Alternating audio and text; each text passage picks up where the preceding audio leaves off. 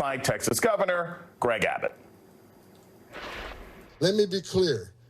There is going to be a mass deportation. We're not waiting until January. We're already talking. We're already planning. We're going to put a plan in place and secure this nation at the highest level it's ever seen. It is a felony to knowingly harbor and conceal an illegal alien from immigration authorities. Don't test us. They are already working.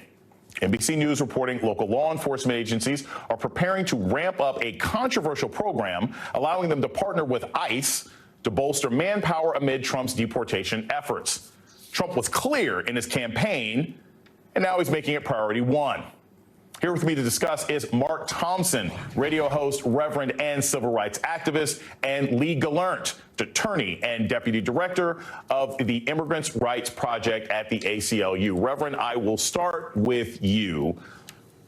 I know this is not everybody's belief system, but from a moral perspective, many of the places that are sanctuary cities in the United States are looking after people who are distressed, who are in danger, who have been victims of policies that sometimes have been supported by previous American administrations. So just from a moral standpoint, what does it say about this incoming administration that they're trying to kick out the least of these during the season where we're supposed to be looking after those who can't take care of themselves? Well, first of all, let me commend you, Dr. Johnson, for choosing this topic in this season, and particularly on Thanksgiving Eve, when Thanksgiving, there would be no Thanksgiving if it were not for immigration.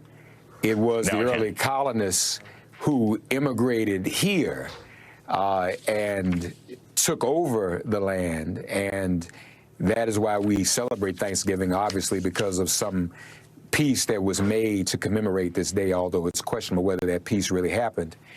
So morally, yes, this is out of order. And if Trump would ever bother to open the Bibles that he's hawking, it said, "Cursed is the one who does not provide justice to the foreigner or to the immigrant." I don't think they can do anything, Jason. I don't think they can do anything in these cities, but it serves a purpose, because his supporters like to see the bluster. They like to see the saber rattling. I don't think they can go through with it, and they know they can. It is impossible to do it. Not only is it impossible, it is morally wrong. So, Lee, I always say this, I'm not a lawyer, I don't play one on TV. Legally, what standing does the incoming administration have to force cities to deport people who are in sanctuary cities? And I want to make it clear to the audience, oftentimes people in sanctuary cities, they may also be refugees. They may actually be here legally, even if they are not documented, because they've been accepted as refugees. So is there a legal standing to what the Trump administration, incoming Trump administration, claims they want to do? Yeah, well, thanks for having me. I think there are going to be enormous court battles if they try to cut funding. Those occurred during the first Trump administration. I think they're going to be heightened now, and I think you are going to see blue states pushing back to say, look, you can't cut our funding for these reasons. How those play out, we'll have to see, but I think those are going to be enormous legal battles. But to your point, I mean, we're talking about going into cities, not just blue cities, all cities, rounding up people who have been living here for a long time, contributing, don't have criminal convictions. It's going to result in families being separated, U.S. citizen children being sent to foster care. It's not good for the economy. It's not good as a matter of policy. And we will do everything we can to stop it legally, to ensure that we have a balanced immigration system. Look, we're not oblivious to the fact that people want immigration reform. But I think when people see what they're proposing in practice, not just sort of, bland statements, but actually what it looks like in practice, I think people will hopefully push back and say, well, we don't want families to be separated again. We don't want the military in our streets. So we'll see how that plays out. But it's going to require more than just the courts. It's going to require the public saying, wait, that's not what we meant by immigration reform. Very quick, because we're running up on a break. Reverend, I want to play you just a quick clip from Steve Miller and get your response on the other side. Who's going to stand up and say the cartels are gone? The criminal migrants are gone. The gangs are gone. America is for Americans and Americans only. Your thoughts really quickly on whether or not America will have a problem with seeing this happen. Well, I think as has been said, people will realize what this is and turn against it. But unfortunately, we're about to see the application of WWE entertainment and sparring applied over the next 4 years. That's all this is about. It's sensationalism and it's drama.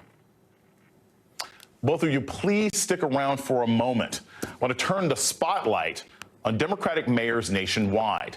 Trump's border czar, Tom Homan, threatening Denver's mayor with jail time after he voiced resistance to deportation plans. Now, Hoboken Mayor Robbie Ballas is gearing up to take on Homan for a second time. He made headlines in 2018 for tweeting, quote, "Bring it on," a response to similar threats. Balla designating Hoboken a sanctuary city at the time, his first official act. Joining me now is Hoboken Mayor Robbie Balla. Thank you so much, Mr. Mayor, for joining us this evening. I'm going to start with this. I appreciate your bravery. I appreciate your boldness. 2018 is not 2024. You have an incoming administration that says they will literally use or attempt to use the military to forcefully deport people. As a mayor, what would you be able to do if the Trump administration says we're going to send armed troops into Hoboken and pull people out of sanctuary cities, pull people out of buildings based on whatever list that we have? Well, thankfully, we have something called the U.S. Constitution and the Constitution of the state of New Jersey that protects our rights. In 2018, the AG Graywall passed an immigration directive that said that in the state of New Jersey, local law enforcement is supposed to be for local law enforcement and will not cooperate with federal authorities in the enforcement of immigration policies. We codified that here in Hoboken through an executive order to make sure that we expend our local tax dollars and our local resources to prioritize local issues. So if they come in, we're not afraid of the authoritarianism drumbeat of the Trump administration. We've seen that movie before. We're ready for it. We're really focused on making Hoboken a safe place from a public safety standpoint. We have a deficit in law officers. We have issues with public safety, with homelessness. We're focused on local priorities. We want our local tax dollars to be expended on local priorities, and that's what we'll do here in Hoboken. Mr. Mayor, thank you for pointing that out also, that you have sort of a legal backing for being able to resist this. I keep seeing terrible images from that movie about 15 years ago, The Siege, where they were literally just taking people and putting them in camps in the city. My next question for you is the threat. There's a stick and a carrot, right? You know, if you obey in advance, then maybe the Trump administration would just come and yank people out of sanctuary cities. But they're also threatening to take federal funding. What do you think is a city's response to that threat? I mean, would you just be tied up in court saying, hey, the federal funds that you say that you're going to take away aren't connected to sanctuary cities? How would you fight the battle of the federal government pulling money away? Well, first of all, there's a lot of machismo and testosterone-driven policies by the federal government. This fear-mongering about yanking people and cities like Hoboken and other cities across America harboring illegal immigrants, like we're scuttling them away in tents or closets. It's just not true. Mayors are on the ground. We fight, and we have a pulse of a city. Hoboken is a fair and welcoming city, and if those threats of federal funding are levied against us, they lost in the last administration. We challenged those policies. They lost because our Constitution, New Jersey, protects us. There's a bill pending in the New Jersey State Legislature, the Immigrant Trust Act, which I urge the legislature to pass quickly. And that is a codified policy which will give us protections if these threats of federal funding are actually attempted by the federal government. Mr. Mayor, one last question, and I so appreciate, again, I cannot express enough how much I appreciate your bravery in the face of this authoritarianism. Have you had an opportunity, or have you reached out to other mayors? Are mayors, the National Alliance of Mayors, are you getting together and sort of swapping policies so that other cities that have sanctuary cities can learn how to protect themselves? Because I think that what you're laying out here might have to be a roadmap for other places around the country. Absolutely. Mayors across America are on the front lines of defending the rights of ordinary citizens in our cities. So we always work together. We always trade ideas. We always talk about policies, develop best practices. And that time could not be more critical than right now when we are again on the front lines. I will emphasize once again that we are focused here in Hoboken on the priorities of the residents of Hoboken, and those are very bread and butter issues. And those are where our tax dollars, our budget really needs to be focused on. If the federal government wants to spend its money on fear mongering with immigrants, and demonizing immigrants, let them spend their budget on that. But they're not going to spend our budget in Hoboken and other cities on these types of tactics. I can tell you that, and I can bet you many mayors across the city would say the same thing. I would love to be on that mayoral group chat. Mayor Ravi Ballas of Hoboken, New Jersey, thank you so much for joining us tonight on The Beat. Oh, thanks for having me. Appreciate it. Mark Thompson and Lee Gallant are back with me. Mark, I'll just start with you. I've never said I'm ready to move to Jersey, but I'm impressed that mayor seemed to have both a moral, philosophical, and legal set of actions that he was prepared for. What's just your first reaction to that short interview? Well, it was strong, and I think what he's doing is indicative even of some of the other mayors you named at the opening of the segment. Mayor Brandon Johnson in Chicago is a good friend. These individuals that we know are going to stand up. They're not just going to roll over for Trump. And that's very important because these are people who were there. Many of them, as you said yourself, Jason, are there legally, and they should not be treated in this way. And individuals, we've talked ad nauseum about people voting against their own interests earlier this month, and perhaps even putting their loved ones in a position to pay the consequences of their vote. Folks are about to have a very, very serious wake-up call, and probably it's time for that to happen. Lee, very quickly, because this is just something, when I talked to the mayor, he said, hey, look, we've got laws, we have constitutional things in New Jersey that protect us. I'm seeing an incoming petty, angry administration that might do things like, well, maybe we can't snatch money from the city, but maybe we'll take federal funds out of the surrounding highways or something else like that.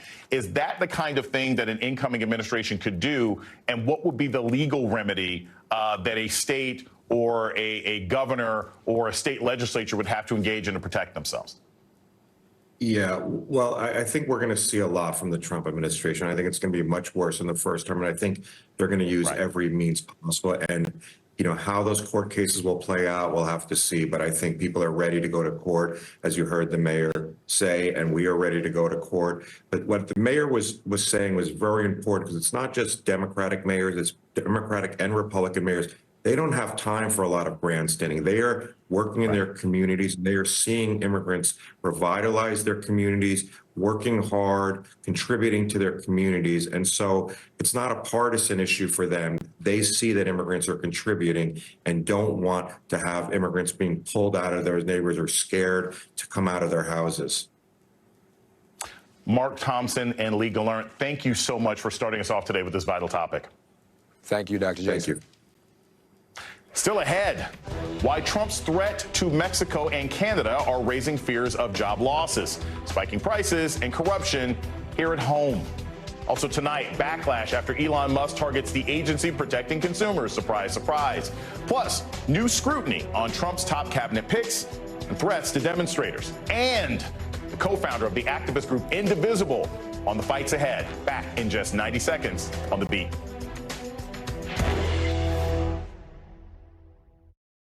The first time you try Bounce, it hits you. Your laundry feels way fresher, softer. So you start to wonder, if I put a sheet of Bounce on the finance guy, will it make him softer?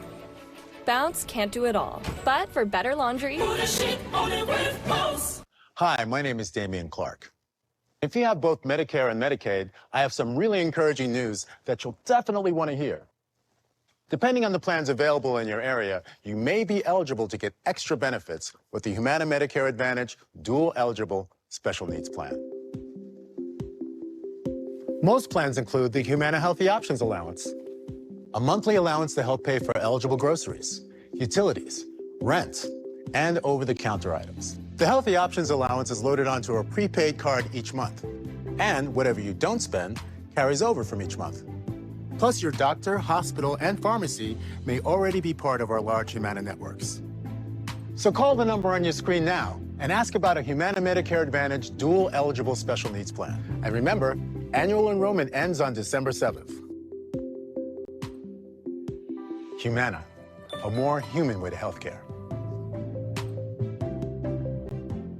Sometimes Jonah wrestles with falling asleep, so he takes ZzzQuil, the world's #1 sleep aid brand, and wakes up feeling like himself. Get the rest to be your best with non-habit-forming ZzzQuil. Better days start with ZzzQuil nights. Back with the clash over Trump's cabinet picks and developing concerns about civil liberties, protests, and the fight back. As Trump taps loyalists who critics fear will take actions that officials resisted in his first time in office, like Pam Bondi for AG. She was talked about, quote, prosecuting the prosecutors, echoing Trump's attacks on perceived enemies that he once investigated. Trump also reportedly plans to invoke the Insurrection Act, allowing him to deploy U.S. troops into American cities. The Washington Post reported on his ambition to take that step, quote, on his first day in office so he can use the military against American protesters. It's in line with Trump demonizing liberals and Democrats as the, quote, enemy within. Russia, China, North Korea. We're not going to have a problem if you have a smart president. If you have not such a smart president, then it's a problem. But we have an enemy from within, which I think is much more dangerous than the outside enemy.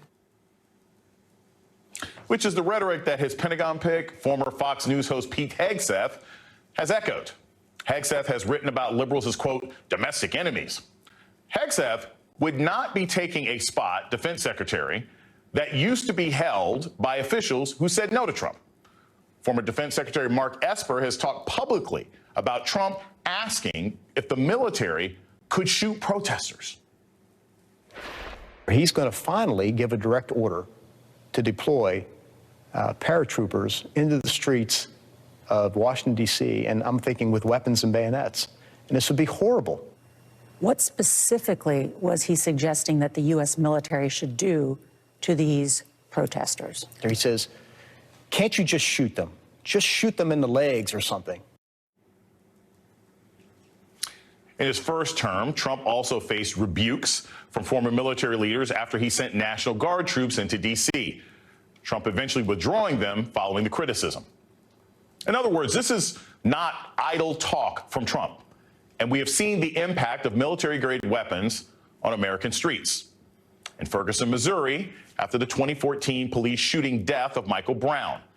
Brown was killed by police officer Darren Wilson after Wilson racially profiled Brown during an investigation into a convenience store incident.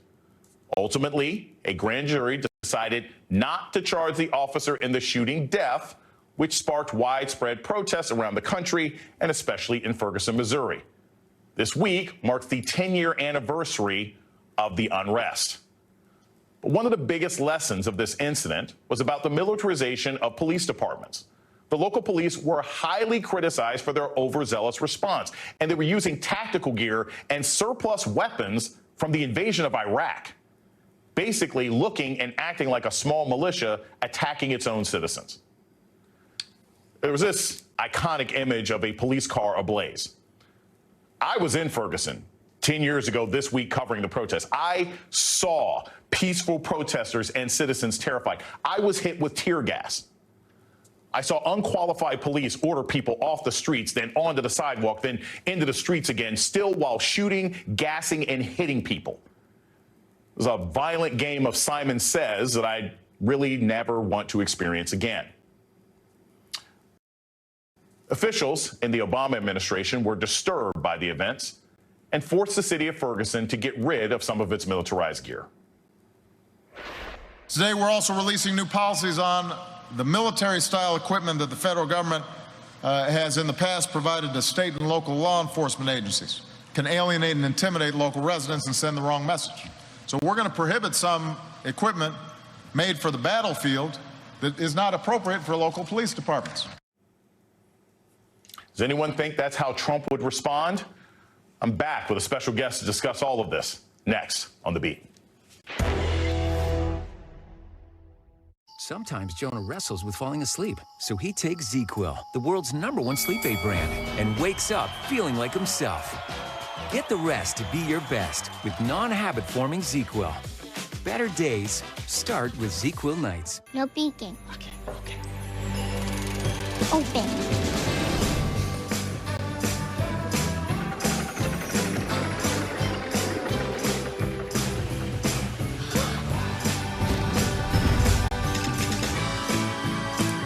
Over 600,000 USPS employees working in sync to ensure everything sent on its holiday ride ends with a moment of joy. The United States Postal Service. Hey guys, you got carpet stains like this? Well, you need Horsepower Bullshot, the all-new carpet stain remover and deodorizer. Just spray, and the stain and the odor goes away. Why bend over and scrub? That's back-breaking work. Stand up to stains and odors and let Bullshot do the hard work of carpet and upholstery cleaning for you. You love your pets, but when Fido has an accident, you better have Bullshot. This black light shows every drop of that urine stain, but Bullshot quickly eliminates that stain. The secret is an advanced foam action formula that penetrates deep to emulsify and neutralize stains and odors, lifting them from the fiber with a formula safe for kids and pets. And it's made in the USA. Ever accidentally spill red wine on your carpet? I can shoot from the hip with pinpoint accuracy. Bullshot is like spraying an eraser on your floor. That stain is gone for good. For older and tougher stains, just give it a little rub and watch as Bullshot works its magic. Just point and shoot. It instantly and easily erases these blood stains, makeup, fruit juice, coffee, and more. This sticky juice stain is deep into this couch. Bullshot, it gets right down into those crevices and has the couch looking like new again. Still skeptical? Watch this. I'm staining this carpet with burnt bacon grease. We've got a 4K Ultra HD camera capturing the action up close. This stain is obliterated, all without bending or scrubbing. To have a stain professionally removed, you could spend hundreds. Or you could get Horsepower Bullshot, the no-nonsense stain remover for only $19.99. Bullshot comes with a 30-day money-back guarantee. If you're not completely satisfied, send it back for a full refund, even if the can is empty. But wait, due to rising costs, this may be your last chance to get yours. And there's a strict limit of 3 at this low, low price. So don't wait. Order your Bullshot now. To order, call 1-800-628-7969 or visit bybullshot.com. So call 1-800-628-7969 or visit bybullshot.com. Order now.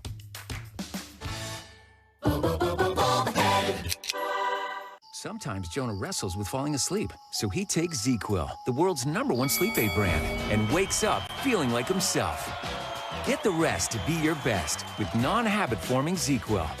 Better days start with ZzzQuil nights. If you're over 50, imagine you could turn back the clock on your stiff, achy joints 10, even 20 years. Imagine you could do this without products that just temporarily hide the symptoms. Imagine no more. Instaflex Advanced. Get a complimentary sample just by texting knee to 231231.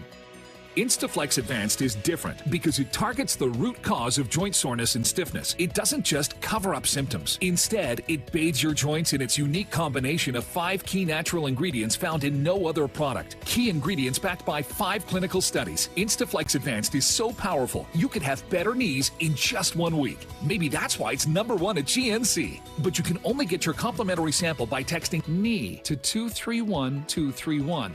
Plus, text now and we'll include a tube of Instaflex pain cream with its exclusive oxygenated oil for fast-acting relief from the pain of arthritis, backaches, and sore muscles, absolutely free. Text KNEE to 231231. The Department of Justice, the prosecutors will be prosecuted, the bad ones. The investigators will be investigated, because the deep state, last term for President Trump, they were hiding in the shadows. But now they have a spotlight on them, and they can all be investigated, and the House needs to be cleaned out. Who watches the Watchmen, not people that we apparently trust. Joining me now is Leah Greenberg, activist, co-founder, and co-executive director of the Indivisible Project, a progressive advocacy group. Thank you so much, Leah, for joining us this evening. Look, I'm not by nature a gloom and doom person. I don't think anybody out there wants to hear that the next 5 to 40 years of our lives are going to be miserable and absolutely inescapable. But I do think it is important that we at least inform people what is being faced before we can talk about functional, adequate responses. So what are just, say, the top 2 things that this incoming administration is trying to do to suppress legitimate legal protests by American citizens? Well, I think it's hard to limit it to a couple of things, because what we are facing and what we should expect is a wholesale effort to dismantle the systems of checks and balances that normally characterize the federal bureaucracy, that normally characterize the Justice Department, and also the absence of enforcement, as you pointed out in your own segment on Ferguson, the absence of enforcement that might cause state and local actors to check themselves, right? Because they also, there are plenty of red states and red local actors who might feel empowered by this incoming Trump administration. So I think we've got to walk a really careful line here. I think we have to be very clear about the malevolence of these people, that they absolutely do intend to do a lot of the things that they are talking about doing. But we also need to not give them power to actually do and get away with those things in advance, right? Because part of the fascist playbook here is to claim that you're going to do all of these terrible things and that you're going to get away with it. And if people believe you, then they sort of step back and they decline to even try in the first place. And we've got to walk away from that instinct. I mean, bending the knee in advance, like, I don't know, not giving endorsements in newspapers and things like that. What country that loves democracy would do that? So, Leah, I guess then I want to take a look at one of the things that's already been talked about. The incoming administration, Trump confirms that he will use the military to carry out mass deportations. Now, the most likely response to that at a local level is twofold. You will have mayors and governors who will say, hey, you can't do that. We're going to try to tie that up in court, right? And then you're going to have local citizens who stand arm in arm and say, you can't do this. You can't come marching into our communities and dragging people out on yellow buses. My question to you is, what is the likely timeline should those incidents happen? Are military troops just going to show up one day, right? Are people not going to know in advance? Would there be a possibility that peaceful protesters would get shot by live rounds? We don't know what's possible, but we do have an idea as to what they might be thinking of doing, right? Well, I think it depends a lot on exactly how they are deploying their own strategy, right? Like there could be very early confrontations. There could be very early efforts to deploy the military. It might also be something that is rolled out later. A lot depends on how Trump is prioritizing different efforts that he is going to move. He has announced an intention to do a lot of things on a very, very swift timeline. The reality is that there are only so many people who are going to be in the administration, only so many hours in the day. If we're fighting back consistently against all those things, that's going to help to delay and degrade their ability to actually enact their agenda. So I think the answer depends a little bit on him, and it also depends a little bit on us. Are we organized? Are we prepared? Have we thought about the different ways in which we can intercept this effort at mass deportations? And that's going to look different based on your community. It's going to look different based on your mayor, your state legislature, your governor. But fundamentally, each of us has a role to play in defending our communities against these attacks. I want to close with this because I think this is really key. Part of how Americans, because, hey, legislation takes a long time, Americans fight back by public protest. What are you telling people now who at this time of year are despondent, the people who have been out protesting and fighting for these issues, who see the results of the election and are thinking, oh, my gosh, maybe it doesn't matter quickly? What is your organization telling those people to keep them back in the game and make them ready for the next fight? Well, fundamentally, we're talking to people about how they have power. Even in this moment when it feels like so much is lost, we have a lot of power, right? Trump wants to govern like a dictator. That's not actually how power is distributed in American society. This is it's a federal system. There is power in your mayor. There is power in your state legislature and your governor. There is power in your federal representatives. If you are organizing locally and you are figuring out, where do I actually have leverage? Who can I get to represent me, to fight back, to stand up against him? We can do so much to limit the harm that he can do, to exact political price for what he is trying to do, and ultimately to push these folks back and out of office. So that's what we are talking to folks about, is find your leverage, organize locally, and start moving. That is a holiday message we all need. Leah Greenberg, thank you so much for joining us this evening on The Beat. Thank you. Coming up, Trump eyeing new oversight for AI. I don't know if I trust him, but first, how Trump's proposed tariffs will affect your wallet. After this on The Beat. I forgot to wash my work shirt. Just wear it again. I added Unstoppables, now with odor blocker, and it keeps our clothes fresh all day. Ooh, I'm gonna be feeling it at work today. She smells so good, I'm actually paying attention. Smell unstoppable. I know how hard this is. Heart versus duty. But you signed up for this. We all did. This is national security. It's personal.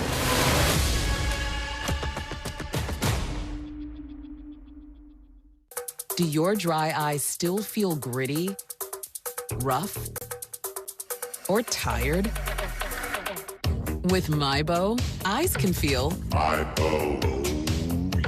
MyBo is the only prescription dry eye drop that forms a protective layer for the #1 cause of dry eye, too much tear evaporation. For relief, that's MyBo. Remove contact lenses before using MyBo. Wait at least 30 minutes before putting them back in. Eye redness and blurred vision may occur. What does treating dry eye differently feel like? MyBo. For relief that feels MyBo. Ask your eye doctor about prescription MyBo. Right now, across the U.S., people are trying to ban books from public schools and public libraries. Yes, libraries. We all have a First Amendment right to read and learn different viewpoints. That's why every book belongs on the shelf. Yet book banning in the U.S. is worse than I've ever seen. It's people in power who want to control everything. Well, I say no to censorship. And I say yes to freedom of speech and expression. If you do too, please join us in supporting the American Civil Liberties Union today. For over 100 years, the ACLU has fought for your rights and mine, including the right to read all manner of books. So please, call or go online to myaclu.org. For just $19 a month, only 63 cents a day, you can become a guardian of liberty and help protect all the rights promised to us by the U.S. Constitution. Make no mistake, this move to ban books is a coordinated attack on students' right to learn. This is a clear violation of free speech. That's why the ACLU is working to fight against censorship in all its forms. It is so important, now more than ever. So please call or go to myaclu.org and become an ACLU Guardian of Liberty for just $19 a month. Use your credit card and you'll get this special We the People t-shirt and more to show you're helping to protect the rights of all people. The ACLU is in all 50 states, D.C. and Puerto Rico, defending our First Amendment right of free speech and all of your constitutional rights. Because we the people means all of us. So please, call or go online to myaclu.org today.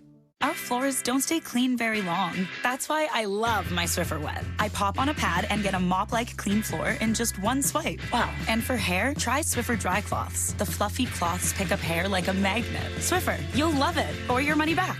You woke up with a sore throat and a low-grade fever. You know you are getting sick, so here's your choices. You can get sicker and miss work. Try to see a doctor this week or sit hours in a crowded waiting room at urgent care. I have a smarter option for you. Open your medical emergency kit. Match your symptoms to doctor-recommended prescription in your booklet and take the right meds now and get well faster. This is not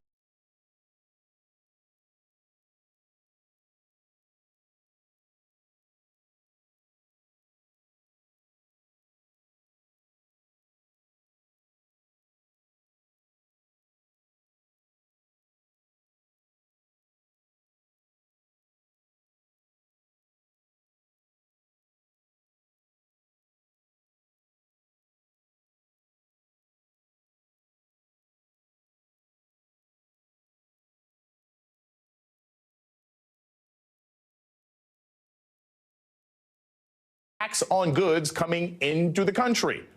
But Trump's ignoring all that because he's obsessed with tariffs.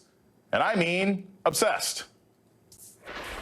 If you don't make your product here, then you will have to pay a tariff, a very substantial tariff. The word tariff, properly used, is a beautiful word, one of the most beautiful words I've ever heard. 100% tariff on every single car coming across the Mexican border. You're not doing business with the United States because we're going to put 100% tariff on your goods.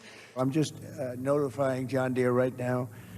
If you do that, we're putting a 200% tariff on everything that you want to sell into the United States. Now, I'm putting a 200% tariff on, which means they're unsellable. The word tariff is a beautiful word to me. You go to war with another country that's friendly to us or even not friendly to us, you're not going to do business in the United States, and we're going to charge you 100% tariffs. Tariffs are the greatest thing ever invented. Major U.S. retailers are warning tariffs are not the greatest thing ever invented. Executives from AutoZone, Best Buy, and even retail giant Walmart already sounding the alarm that these policies will mean higher prices for everyday goods. And look, while Thanksgiving dinner this year is more affordable than it's been in nearly 40 years, don't expect that to remain the same next year. Experts say your turkey and all those post-Thanksgiving condiments, from cranberry sauce to stuffing to ketchup and even mustard, are probably going to cost you a lot more next year. Joining me now is Professor Derek Hamilton, founding director of the Institute on Race and Political Economy at the New School, and an expert on wealth inequality. His idea for baby bonds was embraced by Senator Cory Booker and adapted into federal legislation. Thank you so much for joining us this evening. Look, I want to start with this. I always enjoy talking to actual economists. They are the natural enemy of political scientists, so this is an important moment. The first thing that we talked about going into this segment is the idea that Republicans are now suddenly saying, I think the economy is great, because the candidate that they preferred won the presidential election. Can you just speak on that briefly? Because everybody out there who keeps trying to say that elections are driven by economic sentiment seems to want to ignore the fact that economic sentiment is driven by people's partisanship, isn't it? Well, we make a mistake. Well, first off, thank you for having me, and it's great to see you, and it's been a while. We make a mistake if we think we can talk about the economy in isolation from politics. So I'm one of those economists that recognizes and understands that the word political economy is what we actually deal with on a day-to-day basis, and thinking of the economics devoid of politics, or even the ways in which we divide people into deserving and undeserving, is a mistake and not actual. So I want to also go to this idea of tariffs, right? Now, I would not say that the United States is the most sort of economically educated country on the face of the planet, but it seems pretty clear that everybody from top to bottom says that tariffs are a bad idea. Just from a policy standpoint, would an incoming administration even be able to implement tariffs that quickly? Would they require a vote of Congress? Could Trump implement tariffs just by executive order? Like, how would this even be done despite all the bluster and threats from the incoming administration?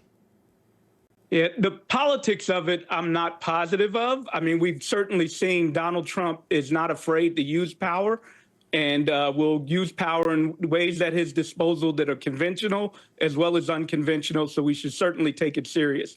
And you're right, the manner in which he's talking about tariffs, the breadth and the depth in which he plans on implementing tariffs is unprecedented. It is also protectionist. And then, I would say, what are two things? I would think about two other things. One, why is it that he can promote such a policy? And to me, I think it is a bipartisan, long economy that's got us here to this point in a context of globalization, where he can, as I mentioned earlier, Donald Trump operates by weaponizing difference. So, when he talks about tariffs, he's exploiting difference, and that has saliency with some people. He appeals to the base of us, but then here's how that appeal resonates. It's because we have had a bipartisan long economy that has led to the despair, the vulnerability by which he can exploit. So one of the things we absolutely need to do is provide alternatives. So a better way to think about the American economy in this globalized world is we should think about not protectionism, but broad labor standards. We should think about workers, not just in the United States, but abroad as well, which will give our businesses better purview by which to operate on a more fair cost basis. And it's the more humane thing to do. And it'll help our immigration policy. If we're worried about people coming to the United States, well, they're chasing jobs. They're chasing jobs that have been exploited and captured by the United States. And doubling down with tariffs will only lead to more global destabilization that's inhumane, that's costly for us, and then also facilitate someone like Donald Trump. And by the way, as I'm trying to describe, he's a symptom that's able to weaponize difference and appeal to the base amongst us. So I want to say this really quickly, get your thoughts on this.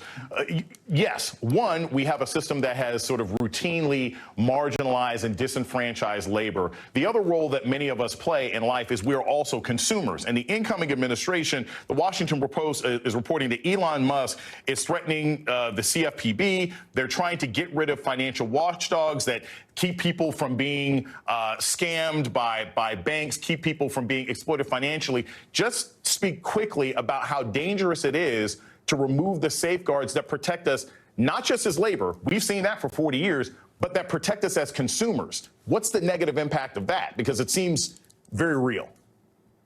And begin with the immorality of it. But then as you're leading with the question, it leaves us vulnerable to end up in another recession. Your previous guest had it right that we got to fight, that the status quo should not prevail. We can fight back. It is our economy. It is our government.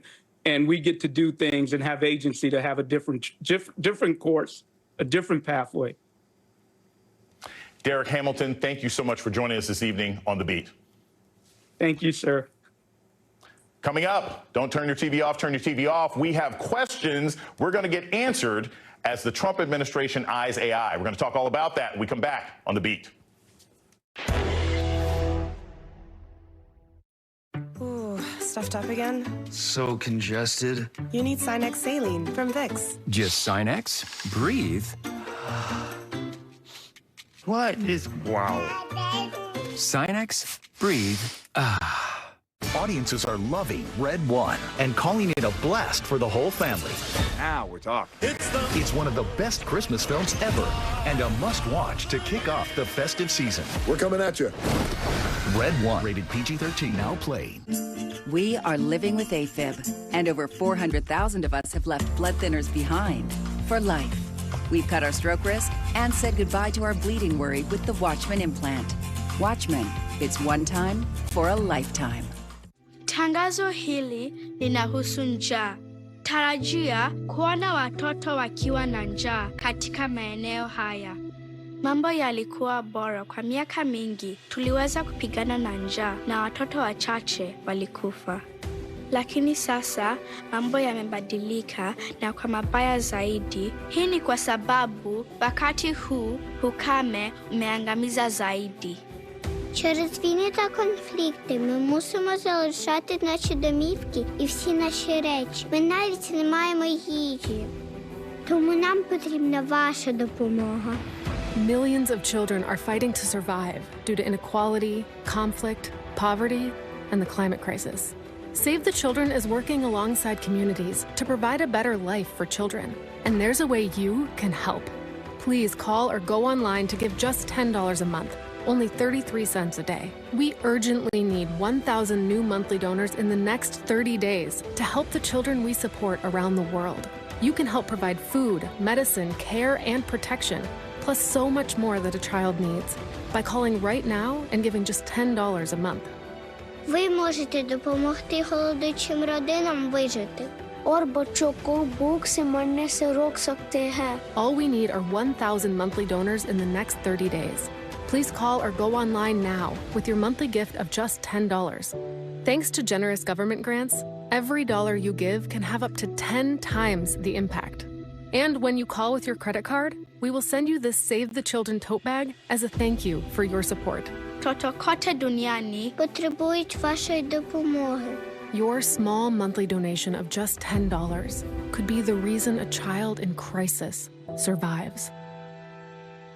Please call or go online to givetosave.org to help save lives. Hi, I'm Damian Clark. I'm here to help you understand how to get the most from Medicare. If you're eligible for Medicare, it's a good idea to have Original Medicare. It gives you coverage for doctor office visits and hospital stays. But if you want even more benefits, you can choose a Medicare Advantage plan, like the ones offered at Humana. Our plans combine Original Medicare with extra benefits in a single convenient plan with $0 or low monthly plan premiums. These plans could even include prescription drug coverage with $0 copays on hundreds of prescriptions. Plus, there's a cap on your out-of-pocket costs. Most plans include dental, vision, even hearing coverage. There are $0 copays for in-network preventive services and much more. Get the most from Medicare with a Humana Medicare Advantage plan. Call today to learn more. Remember, annual enrollment for Medicare Advantage plans ends December 7th. Humana, a more human way to healthcare. Hey, grab more delectables. You know, that lickable cat treat. Delickable delectables. Yes, just hurry. Must be delicious. Delectables, lickable treat. Deliciously delectable delectables. For more than a decade, Farxiga has been trusted again and again and again. Farxiga. Ask your doctor about Farxiga. Ooh, stuffed up again? So congested. You need Sinex saline from Vicks. Just Sinex, breathe. What is... Wow. Sinex, breathe. Ah. I want to turn to a prescient topic, AI. Incoming President Trump is reportedly considering creating an AI czar. He seems to love czars, very Russian, to spearhead federal policy. Axios reporting the immediate goal will be to keep the U.S. at the forefront of the developing technology. It comes amid an ongoing and intense debate over AI, especially in the arts. The Atlantic's Alex Reisner with a new groundbreaking piece reporting AI systems have been trained using Hollywood's TV and film writers' work. The piece goes on to point out, quote, until very recently, no writer putting pen to paper on a script would have thought their creative work might be used to train programs that could replace them. It's chilling, it's unfair, and the public needs to know about it. The author of that bombshell article, Alex Reisner, joins me now. He's a freelance writer and programmer. Alex, thanks so much for joining us this evening on The Beat. So I'll be honest with you. I had several friends of mine who are, professional middle-class writers go in and realize that, hey, they're using my stuff. They're using that episode of Grimm that I wrote. They're using this episode of this show and that show that I wrote. So the first thing is, how have writers responded to finding out, when you're reporting, how have they responded to finding out that their work is being used to train their potential replacements? Yeah, so they've suspected it for a while. A lot of them have used ChatGPT and seen that it and other generative AI tools can produce scripts that sound a lot like the stuff they write. But no one was sure until we published this article at The Atlantic. We had a search tool. Writers can go in and actually find which episodes or movies that they've written have been used to train generative AI. They're not happy about it. They're not totally surprised, but having the evidence, they're really upset about it, most of them. So one of the questions that some people are left with is, last summer was the longest, most expensive writer strike and actor strike that Hollywood has seen in 30 or 40 years. And there were some accommodations made. There were some things that actors and writers got about the size of writing rooms and the length of time, et cetera, et cetera. But to find out just about a year and a half later that AI is still continuing to gobble up their work has to be very frustrating. Is there something that was missed? and last summer's protests? Or are these sort of AI plagiarism machines operating in a space or a nook and cranny that wasn't handled by last year's settlement? It's a really tricky thing for the writers to negotiate, right? They want to be able to use generative AI themselves if they want. I think, I'm not sure how they want to use it. I think there's a lot of different opinions about that. So they didn't want to ban it entirely. And I think that, if you just ban the technology entirely, you get branded a Luddite, all kinds of things like that. So they didn't want to do that. So I think what they did, if I remember correctly, was they had a minimum number of writers required for every show or movie.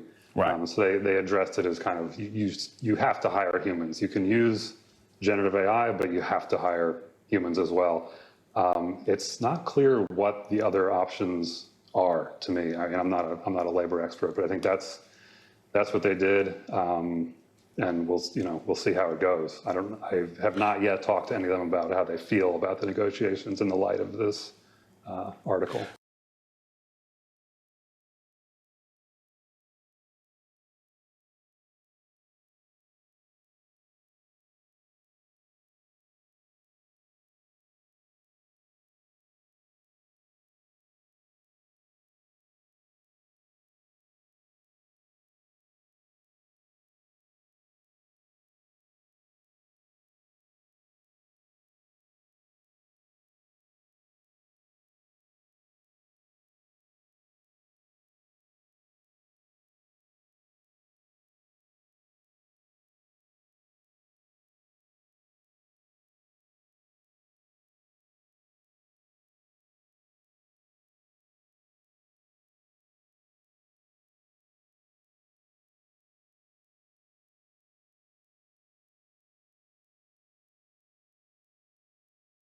Writers. It's for big corporations to save money by paying fewer humans.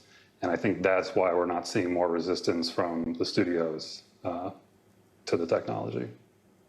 I want to play a quick clip from you from Ben Affleck about AI and streamers. Get your thoughts on the other side. Is it possible that a Netflix could say, we're going to do our own, James Bond thing out there with a bunch of actors that are completely recreated for this market or that market? A, that's not possible now. B, will it be possible in the future? Highly unlikely. C, movies will be one of the last things, if everything gets replaced, to be replaced by AI. AI can write you excellent imitative verse that sounds Elizabethan. It cannot write you Shakespeare.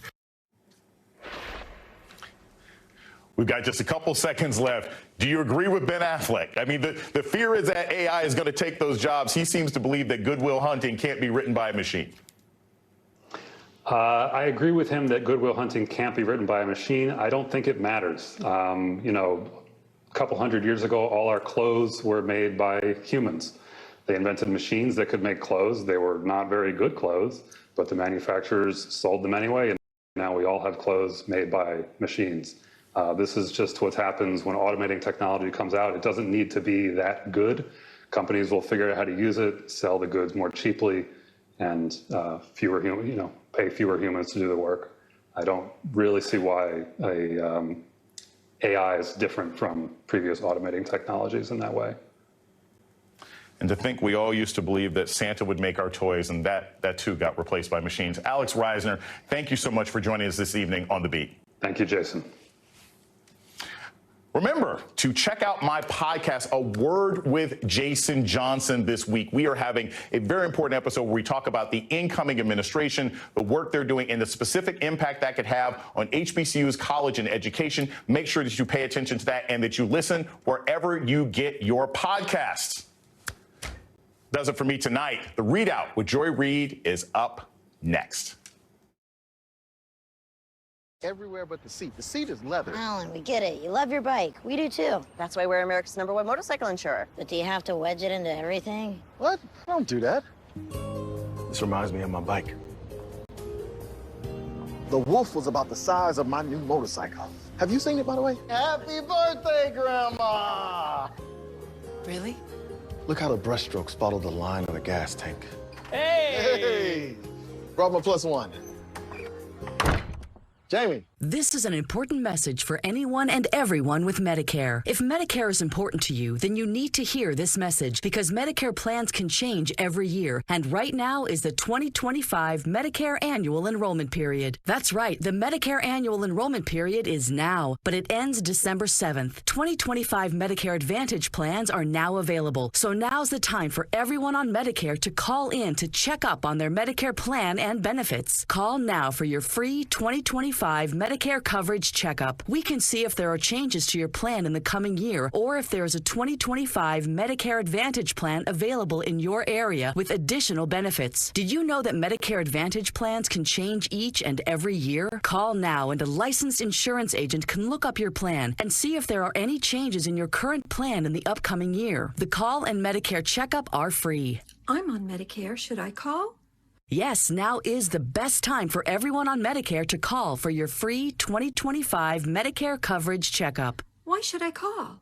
We can look up your plan and see if there's a Medicare Advantage plan available in your area with additional benefits. You don't get a plan with additional benefits automatically. Call now before the Medicare Annual Enrollment Period ends December 7th. If you're on Medicare, now's the time to call. 2025 Medicare Advantage plans are now available, so everyone on Medicare can call to see if a Medicare Advantage plan may be better for you and if there are any changes to your current Medicare plan in the coming year. It's your free Medicare coverage checkup at absolutely no cost to you. Just call the number on your screen and speak with a licensed insurance agent who can check up on your plan and answer your questions. Anyone with Medicare can call. The call and 2025 Medicare coverage checkup are free with no obligation. You can call now even if you called before, and the call is free. Just call 800-364-1630. 800-364-1630.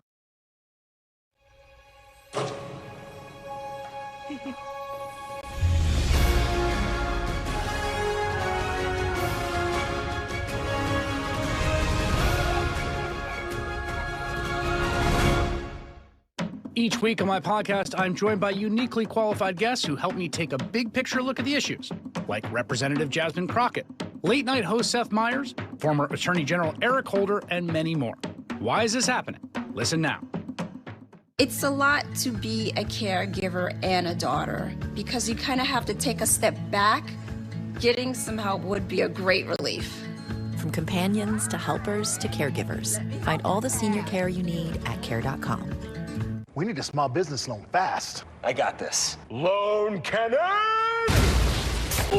There's a better way to get a fast small business loan. Go to OnDeck.com, and if approved, get your funds as soon as the same day. Your loan is on deck.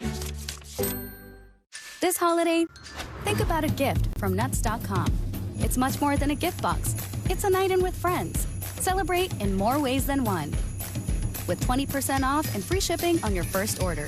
Order from Nuts.com today. Your loved ones are getting older, and they need your support. Care.com is here to help.